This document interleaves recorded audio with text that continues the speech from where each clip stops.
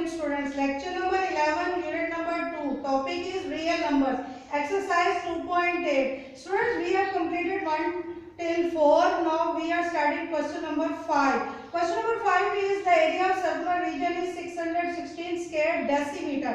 Find its radius. हमने radius find करना है, उसके लिए हमें given है value of pi.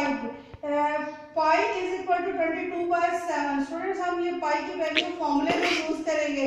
Solution. Area of circular region is equal to 616 decimeter.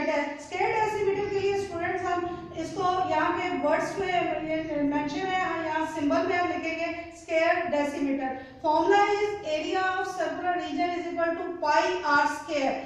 Area of circular region is given in question 616. हम यहाँ पे उसकी वैल्यू पुट कर देंगे is equal to pi की वैल्यू हमें क्वेश्चन में given है 22 by 7. We will get here multiply by r square. Radius हमें फाइंड करना है.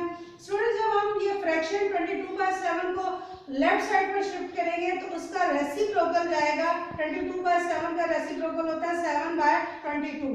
इस स्टेप पर हम 2 के टेबल पर पहले कैंसिल करेंगे. 2 11 are 22 और 2 के टेबल पर 216 को डिवाइड करें 308 आता है. अब 308 multiply by 7 divided by 11 is equal to r square हमारे पास होगा. इस स्टेप पर स्टूडेंट्स हम 11 पर इसको कैंसिल करेंगे. 11 1 are 11, 11 28 are 308.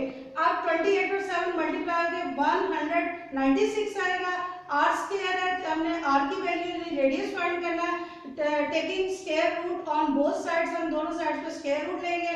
196 और square root of 196 is equal to square root of r square. Square root और स्क्वायर कैंसिल हो जाएंगे. 196 का हम स्क्वायर रूट फाइंड करेंगे, उसे स्क्वायर रूट के सिंबल के अंदर लिखेंगे. पेयरिंग करेंगे 96 की और 1 की.